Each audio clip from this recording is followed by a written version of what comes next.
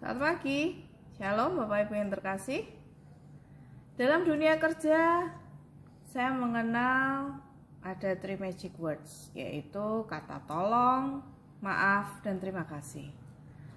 3 magic words ini mempunyai pengaruh yang sangat ampuh bila kita menjadikannya habit atau kebiasaan dalam kita berinteraksi dengan semua orang tanpa terkecuali. Ketika kita hendak meminta bantuan seseorang, hendaknya kita ucapkan dengan kata tolong. Ketika orang lain sudah melakukan hal sekecil apapun kepada kita, hendaknya katakan terima kasih. Dan katakan maaf bila kita sudah menyakiti atau berbuat salah kepada orang lain.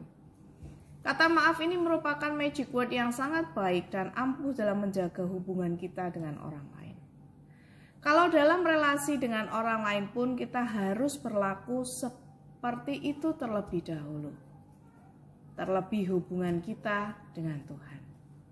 Bapak Ibu yang terkasih, seringkali kita membuat Tuhan sedih atas perbuatan kita. Seringkali kita mendugakan Tuhan secara sengaja atau tidak. Kadang kita melakukan hal yang tidak berkenan kepada Tuhan. Tidak jarang kita berdosa di hadapan Tuhan. Dan yang harus kita lakukan adalah meminta maaf, meminta pengampunan atas perbuatan kita yang tidak berkenan di hadapan Dia. Pengakuan dosa mendatangkan pemulihan. Dalam Mazmur 51, Mazmur tersebut merupakan Mazmur pengakuan dosa yang paling terkenal dari 7 Mazmur pengakuan dosa yang ada. Daud mengakui dosanya kepada Allah bukan hanya karena dosa persinahan, tapi dosa pembunuhan yang penuh siasat yang keji terhadap Uria. Dosa Daud yang saat itu dianggap wajar dilakukan oleh seorang raja pada masa itu. Tapi peringatan Nabi Nathan menegur Daud, dan respon Daud atas teguran Tuhan sungguh luar biasa. Ia mengatakan bahwa aku sendiri sadar atas pelanggaranku. Aku senantiasa bergumul dengan dosaku. Terhadap Tuhan sajalah aku telah berdosa. Daud tahu bahwa ia telah melakukan hal yang buruk, tidak menyenangkan, bahkan jahat di mata Allah. Dan ia dengan sungguh-sungguh meminta pengampunan dari Allah. Ia meminta belas kasihan Allah dan minta agar dosa-dosanya dihapuskan. Bapak Ibu yang terkasih, dalam pengiringan kita selama ini sebagai orang percaya, mungkin sudah 2 tahun, 5 tahun, bahkan mungkin sudah berpuluh-puluh tahun. Tapi sering kita masih bergulat dengan berbagai macam dosa. Bahkan ada yang jatuh lagi ke dosa yang sama, minta ampun, jatuh lagi dalam dosa yang sama. Bukan hanya 1-2 kali, tapi berulang kali berkubang dalam dosa yang sama. Mungkin ada yang berkubang dalam dosa kekhawatiran, kecemasan yang tidak pernah kunjung usai.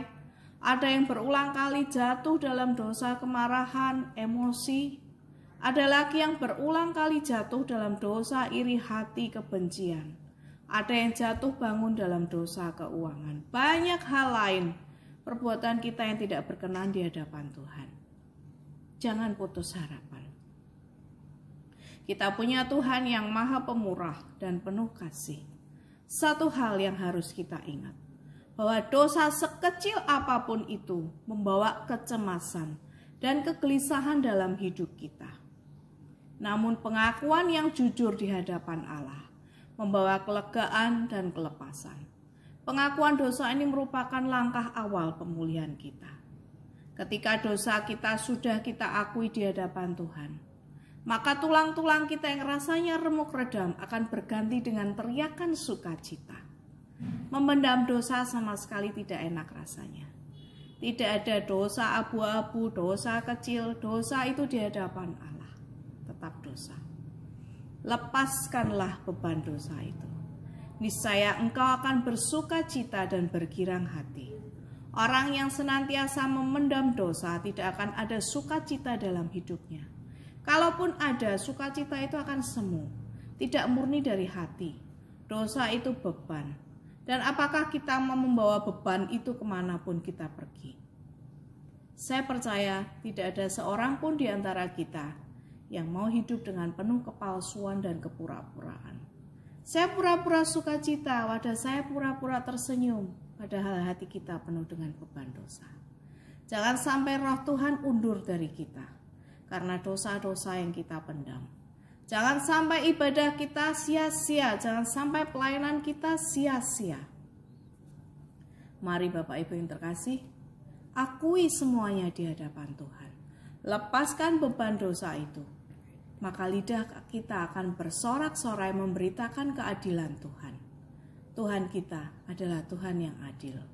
Dia akan dengan senang hati memaafkan dan mengampuni kita. Bahkan Ia akan memberikan kegirangan kepada kita.